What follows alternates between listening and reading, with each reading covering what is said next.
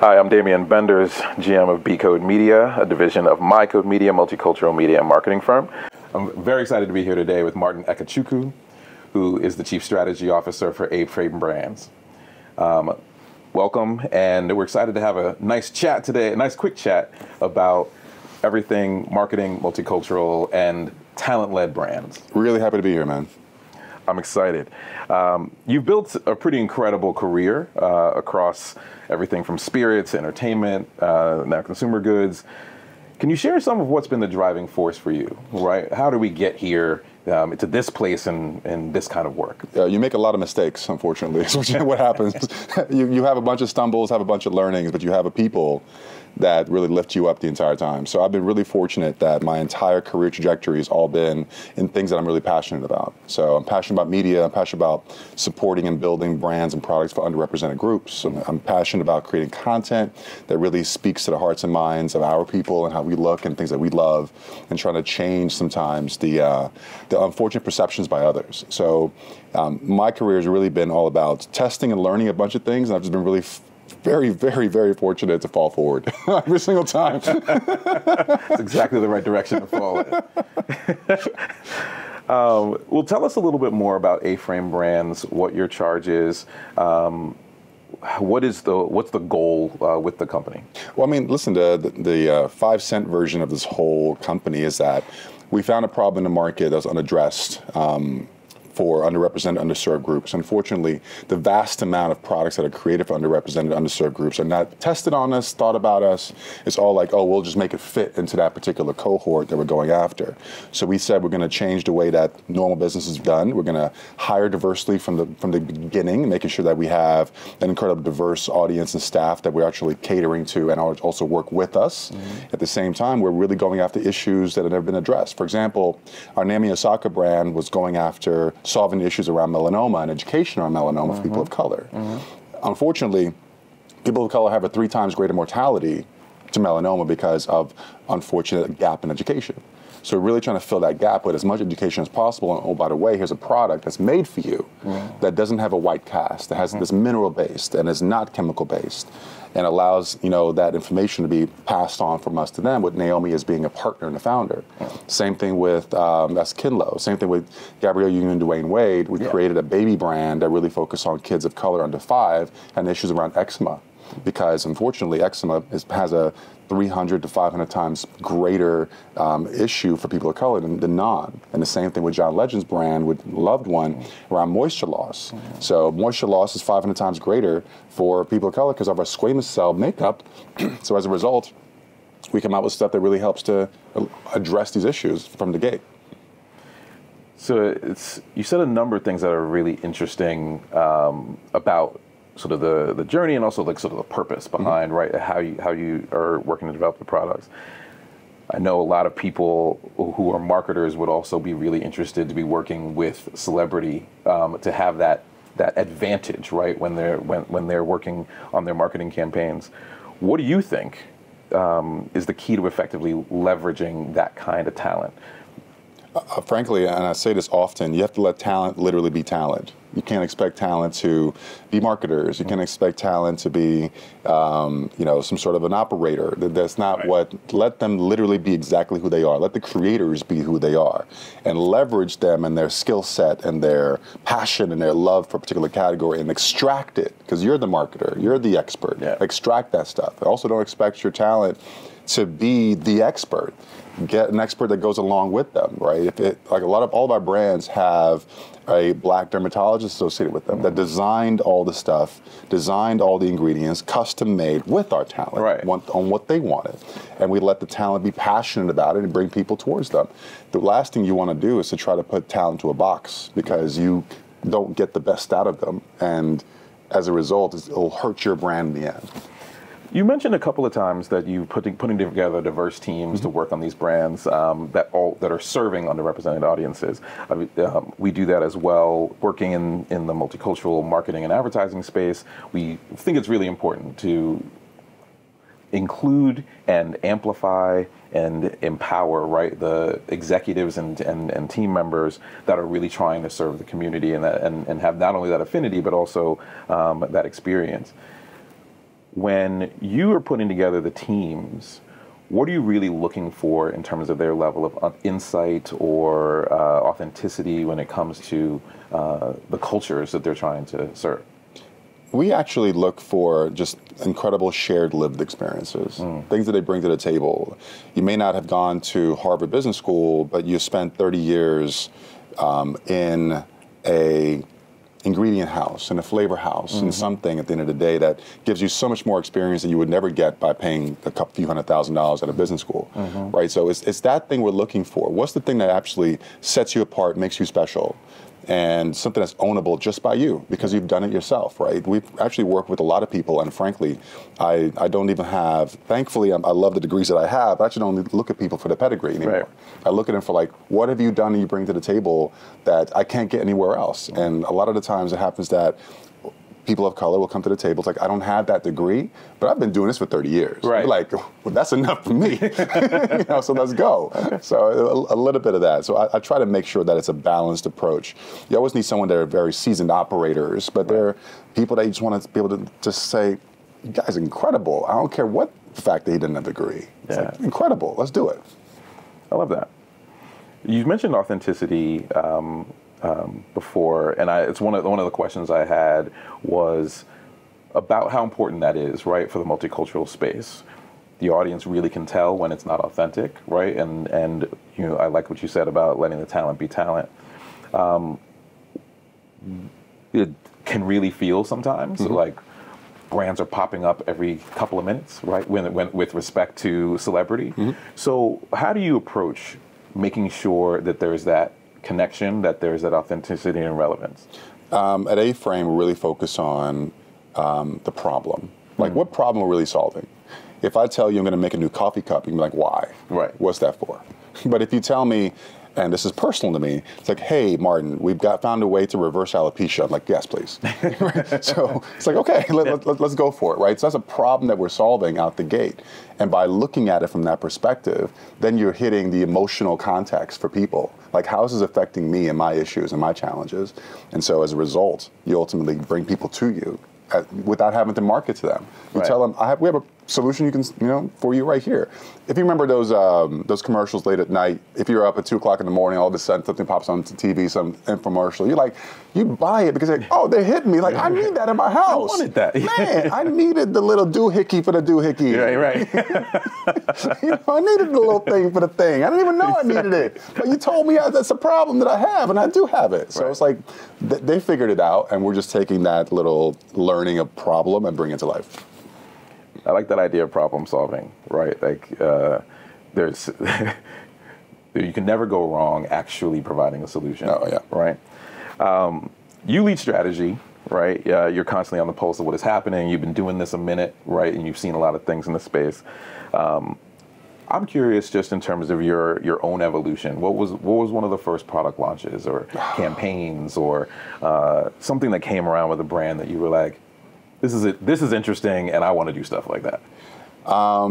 Frankly, it was actually my first job post business school that told me that I really wanted to be in it. So I was a part of a rotational class at Toyota Motor Company where they took us from strategy, experiential, operations, and production. And so I spent 6 to 9 months in every single role over like 3 years, being able to really understand exactly how things operate.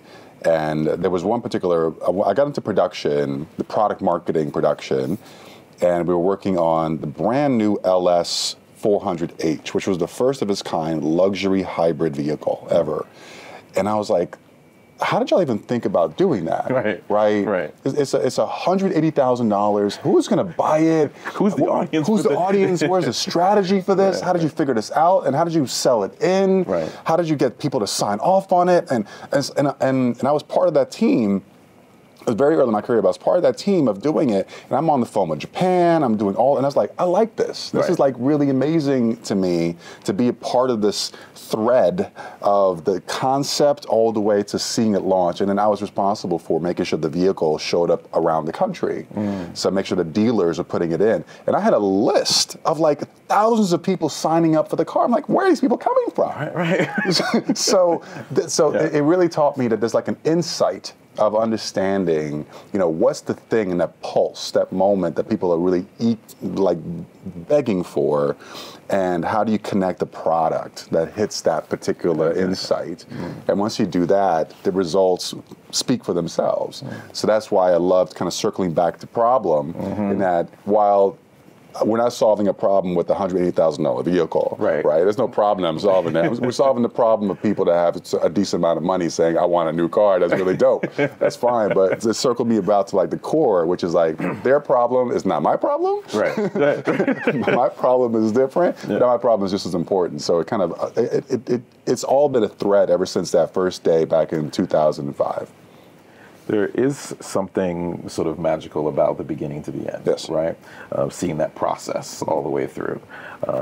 It's a similar story. But I fell in love with them on the media side. There was this idea of kind of developing something from absolutely nothing, right? Like, wait, we're going to make a movie, right? Like, kind of an idea. Yeah. And there's something that I think that a lot of people in this space fall in love with about that kind of gestation to execution and it coming together. So it's a really sort of interesting story. What are you most excited about for within Aframe in terms of what's next? Or like, what are you incubating at the moment? Can't tell you what I'm incubating, but what I'll tell you is that we've learned a lot. We've only been around for 3 years, right? 3 years, raised a little over $20 million. We've really put our money where our mouth is. We've hired right. We've got some amazing people, and we've done some things successfully. I think that what I'm most excited about is that people are seeing our superpower, and they're seeing the fact that we can solve problems. And we're getting calls from pretty amazing retailers to private label some stuff for them, right? Nice. So now working on things that solve problems within their ecosystem because they have a consumer that's walking in the door and they don't know how to address them, or their pathway to innovation is too long, right? I mean, I could cut that in half and get you to market quicker because, as I do on the media side, you might miss that trend. You might miss that. You're going to miss that moment. And then you bring something out 2 years later, you're like, what? You missed it. You missed it. Sorry. So we're trying to shorten that amount down, and so that's what people are asking us to do now. That's pretty interesting. I think you mentioned earlier that you talked about putting a scientist with your talent. How much of the process of sort of developing the product, and in addition to bringing it to market, is the company involved in? Literally every single step. We have a full-time product development team. We've got a full-time scientist team. We have incredible contract manufacturers that we work with, and even the talent is on for every single step of the journey. Amazing. So they see all the samples, they test it all. We do internal research, external research. All those things is what we kind of fall into. But yeah, we are so involved in all of it. It's actually kind of scary. It's like I can spit out some numbers and spit out, it's my third squamous cell that actually feels really good. Something like that, right? But it's interesting. But yeah, we're very, very deep involved. And you're testing the products for yourself, right? Absolutely, all the time. Like, I'm telling you, you come out with an anti-alopecia product, I'm the first one on the line. I don't care how dangerous it is. You're like, I'm gonna try that. I'm gonna try that shit. Sorry. I'm sure you're having you have all kinds of range of different folks you're dealing with, right? Like talent teams, the talent themselves. Tell me about setting expectations. How do they're like, I'm gonna solve this problem. Yeah. I'm gonna create this opportunity. I'm gonna create this business. How do you go into setting and managing expectations with them about what their business can be, right? How much they can make, the way we're gonna do it, how much that has to be invested. What's your special sauce for getting them on board and aligned? Honestly, we don't have too much onboarding alignment with them because we really look for talent that has intrinsic motivation to do it, right? We're not selling them. Once I've developed my concept and I know what I want to go and create and build, I start shopping it, and then I start shopping it to talent that say, this is personal to me. Right. I've lived this life. I've had that problem myself. I really want to make that work. Gotcha. And so all of our talents, at the end of the day, I don't have to do too much there.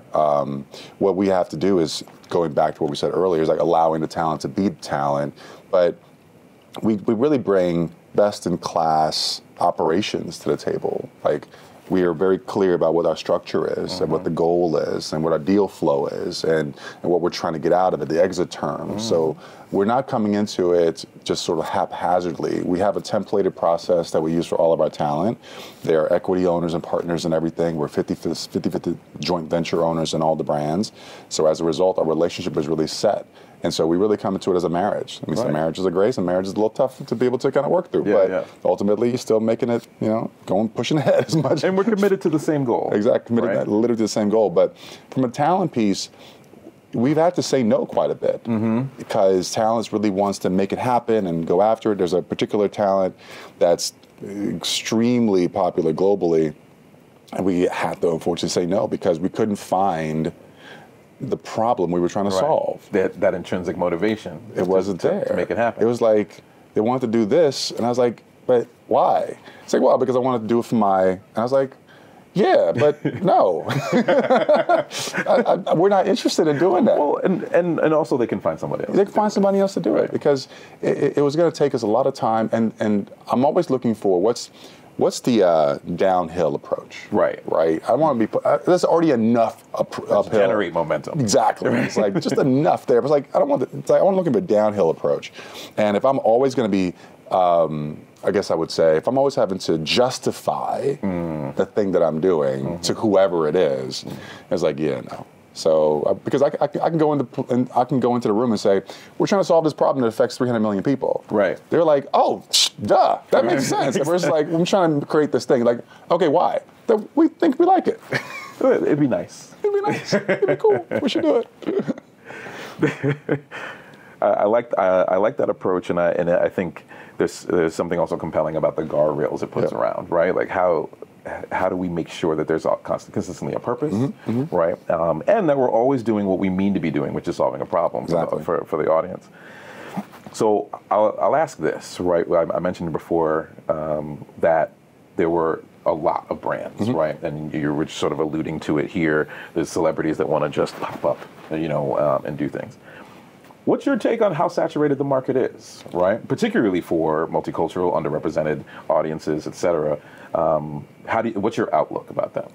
There'll be a lot of consolidation. There's some softness happening in the market already, unfortunately. So there's some brands that we're getting calls about some brands that are not doing so well. Thankfully, we're not in that same position. I think that the unfortunate piece is there's a lot of fragmentation in the market, and the consolidation is coming. You'll find some people picking up bits and pieces of what exists in the market right now. Because if we look at everything as a whole, P&G, Unilever, whoever, they have a gap that they're trying to fill, right? They don't necessarily know how to do it, but they're also sort of like watching and seeing who is doing it. Right. And do you have enough of an audience base for us to come in and just pick up something at fire sale? So that's kind of where we're going to find ourselves shortly. I think celebrity-led talent brands, we're fortunate because all of our celebrities and talent, they have the intrinsic motivation, and there's something that's tied back to a problem that they can easily, describe and discuss. Right. The ones that don't have that thing are the ones going to fold. I get it. At some over time, because no one's going to be saying, "Oh, this is amazing." I mean, let's look at some of the biggest pop stars in the world that have tried to do some things, and it's not really worked out. Right, and those brands don't exist anymore. They don't exist anymore, right? So it's like, if you think about the reasons why, because there's no solution problem that they're trying to solve with that product versus just putting it out there and saying, here you go, because I'm amazing. Right. Okay. They're putting their name on something. Yes. Well, it's been a real pleasure to speak with you this afternoon, and I'm incredibly excited to see what's next for Aframe, and looking forward to what you do next. My man, appreciate it. Thanks.